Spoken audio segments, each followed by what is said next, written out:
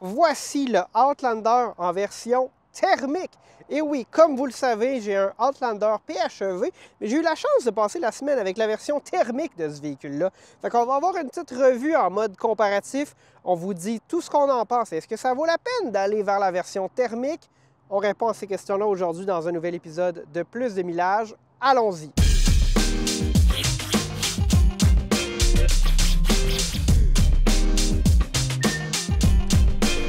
Donc, l'Outlander, c'est un véhicule qui est avec nous depuis 2022 là, dans sa génération actuelle. Puis l'année suivante, la version PHEV a été introduite.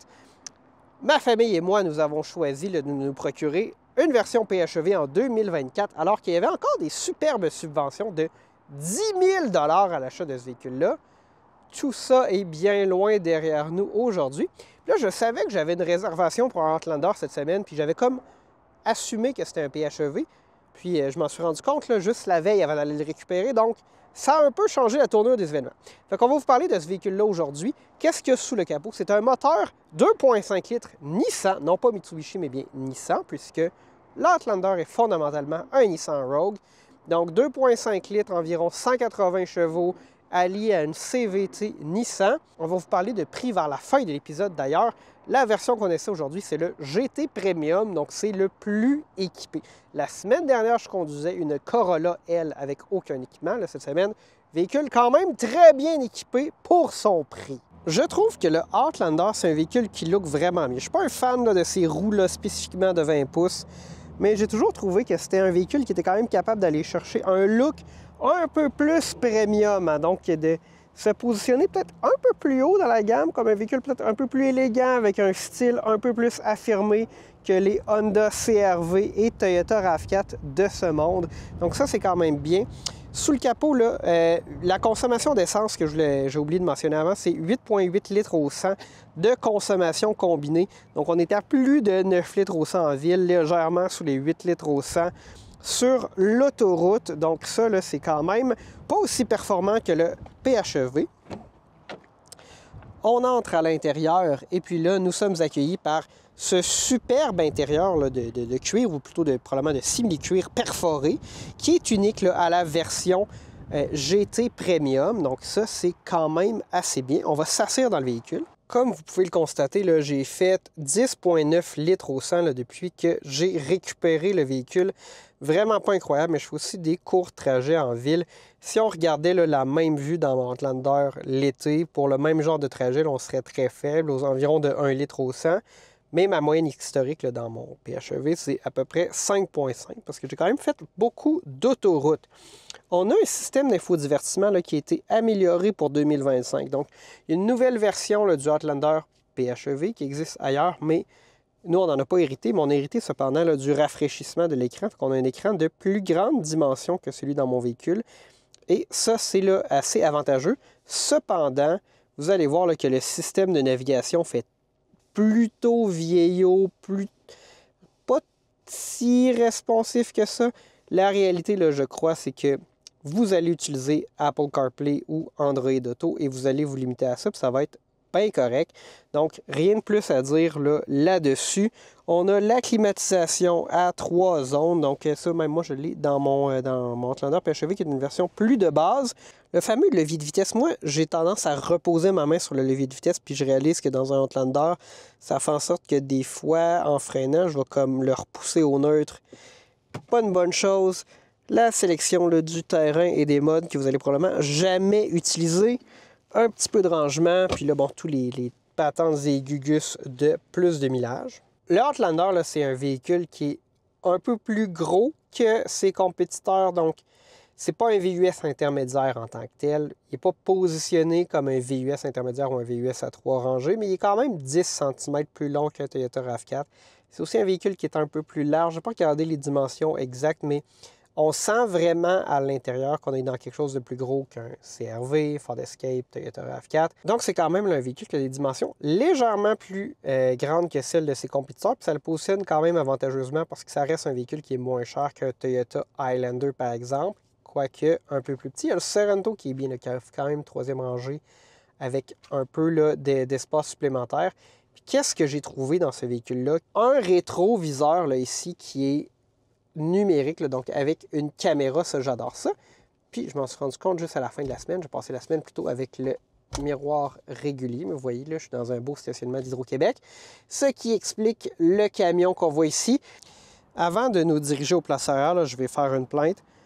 Il y a ce petit bouton-là là, dans le Outlander PHEV où est-ce que vous allez faire une pression, ça va verrouiller les portes. Une pression va les déverrouiller, mais seulement à l'avant. Donc là, ça marche pas. Fait qu'on se retrouve souvent à faire une pression, puis on pense que c'est débarré en arrière, mais c'est pas débarré. Fait que là, il faut les rebarrer, puis après ça, repaiser 2 fois rapidement.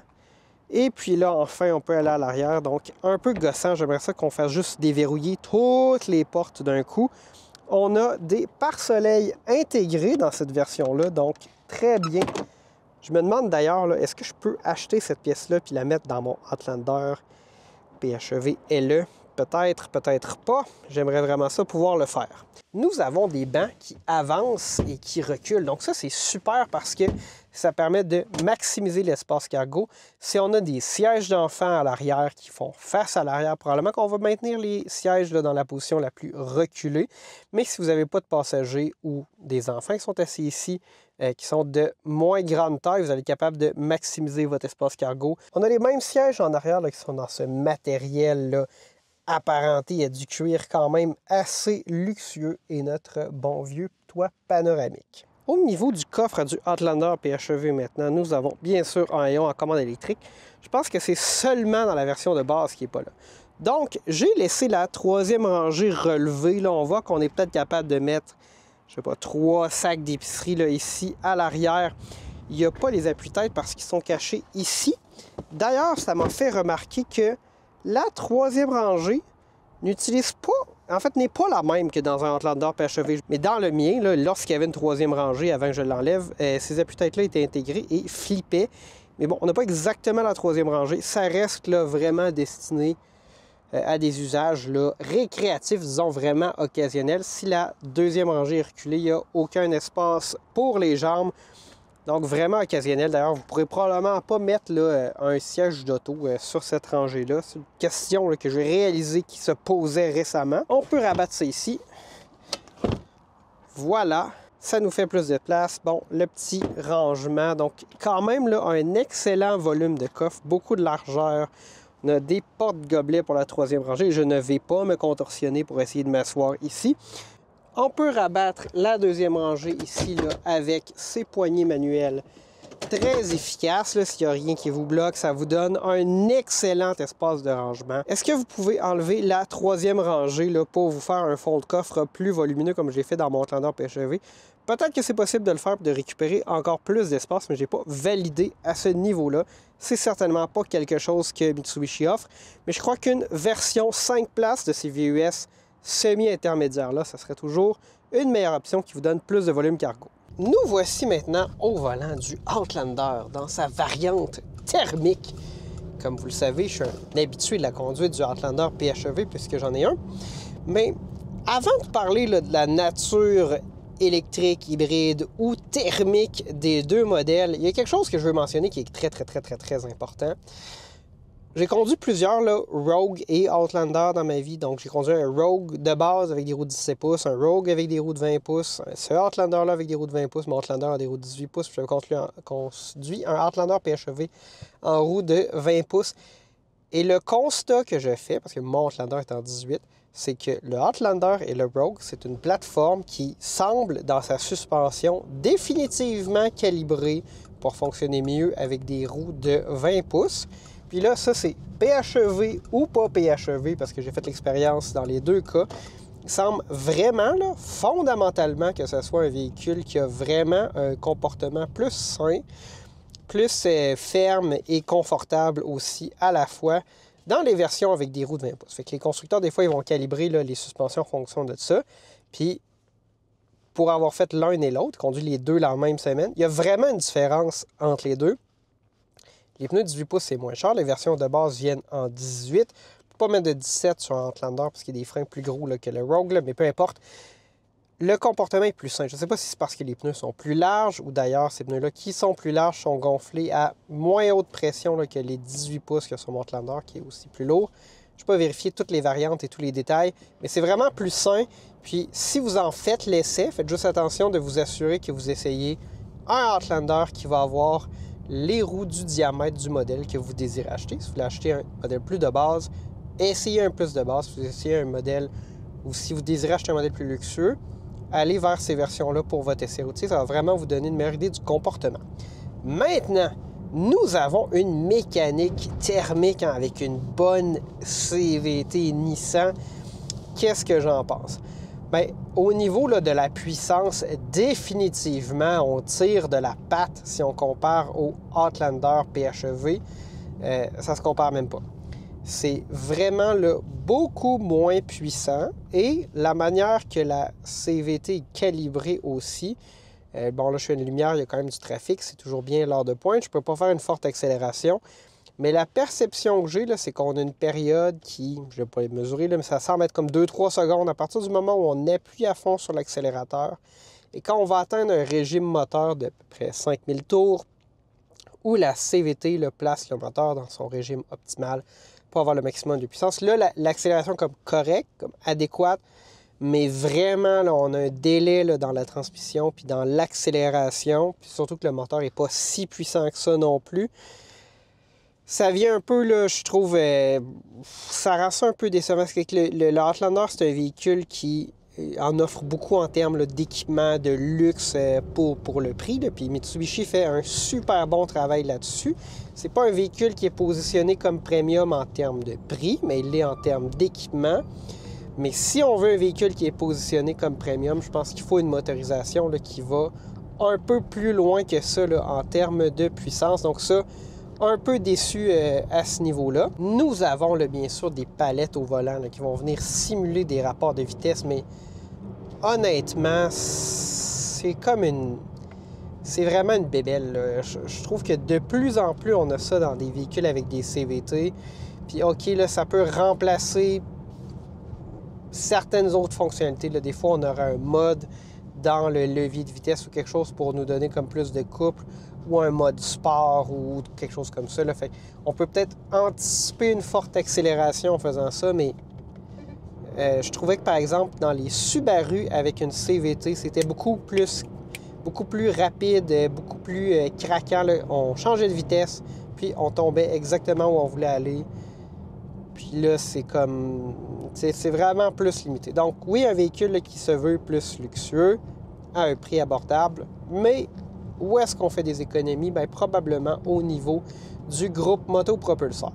Fait que je ne resterai pas plus longtemps au volant de ce véhicule-là. On se retrouve dans la conclusion. Nous voici maintenant arrivés à la conclusion de notre essai du Outlander en version GT Premium thermique cette semaine. Qu'est-ce que j'en pense? Est-ce que ces véhicules-là ont leur place? Est-ce que c'est plus avantageux d'acheter un véhicule thermique ou la version PHEV? Bien, je pense que tout, en fait, là, revient au prix. C'est toujours ça la question. Le véhicule qu'on essaie aujourd'hui est 47 500 $, environ là, 11 000 $ de moins que la version PHEV. Est-ce qu'on peut retrouver son argent? Bien, j'ai regardé là, pour la location. Puis je pense qu'on peut se concentrer peut-être sur une version là, LE là, qui est quand même moins dispendieuse, qui est plus que les gens vont aller rechercher. À la location, il y a environ 110 $ de différence, là, 615 $ versus 723 $ taxes incluses à la fin là, de chaque mois. Donc environ 110 $ de différence.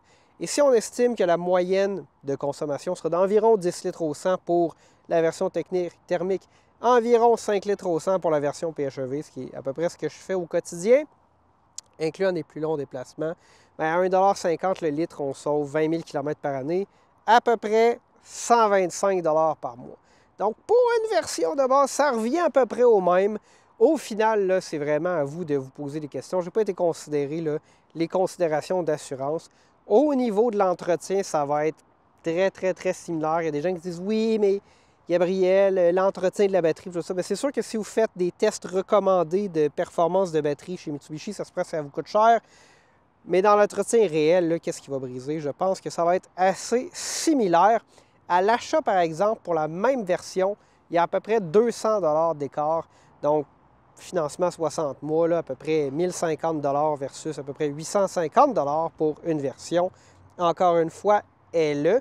Donc, on ne rentre pas dans son argent en achetant un PHEV durant la période, là, disons, là, de financement de 5 ans. Ça revient un peu plus tard. Si on fait une valeur actualisée nette, on va peut-être conclure que ce n'est pas si rentable que ça d'acheter le PHEV. Mais à la location, ça revient à peu près kiff-kiff. Lequel je choisirais? Bien, honnêtement, je pense que le Outlander PHEV, ça reste la version la plus intéressante.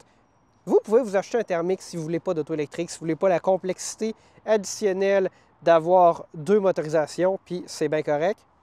À l'achat, ça va revenir même un peu moins cher d'acheter le thermique. Ça va être difficile là, sur le long terme de vraiment aller rechercher votre argent malgré tout à l'achat. Donc, PHEV, ça reste la version que je préfère. Si on loue, ça revient un peu moins cher. Est-ce qu'on a des avantages? On va moins souvent mettre de l'essence, c'est quand même plus agréable. On sauve plein de choses.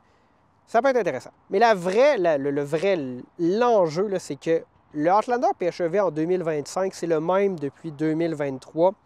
Alors qu'il existe en Europe un rafraîchissement, et je crois, mais je ne suis pas sûr que c'est confirmé, que pour 2026, on va en hériter au Canada. Je pense que le Rogue va avoir les nouvelles spécifications. Là. Donc, batterie un peu plus grosse, beaucoup plus de puissance aussi parce que la capacité de décharge de la batterie est plus élevée. Donc, quelles sont mes conclusions? Je dirais, si vous voulez un thermique, allez donc acheter un Outlander 2025 ou louer un Outlander 2025, ça va bien aller. Si vous voulez une version PHEV, j'aurais tendance à attendre un peu. Les prix que je vous ai donnés, ça incluait les rabais gouvernementaux, seulement 2000 $ au Québec actuellement. Mais je crois qu'il y a des promotions intéressantes dans les concessions. Donc, pas nécessairement de promotion nationale, là, mais je passe régulièrement devant une concession Mitsubishi à Québec. Puis, de temps en temps, il y a des Outlander avec écrit 10 000 $ de rabais dessus, des versions PHEV, bien sûr. Donc, il y a peut-être là, des petits deals à faire, mais ce ne sera pas à l'échelle des promotions nationales. C'était Gabriel pour Plus de Millage. Si vous voulez plus de contenu comme ça, où on va un peu plus dans le détail là, de l'écart de prix et les bénéfices d'acheter un PHEV, un électrique versus un thermique, dites-moi là dans les commentaires. Si vous avez aimé la vidéo, mettez un petit pouce. Abonnez-vous si vous n'êtes pas déjà abonné. Vous pouvez même vous joindre si vous voulez voir des vidéos comme celle-ci en primeur. Puis on va se dire à la prochaine!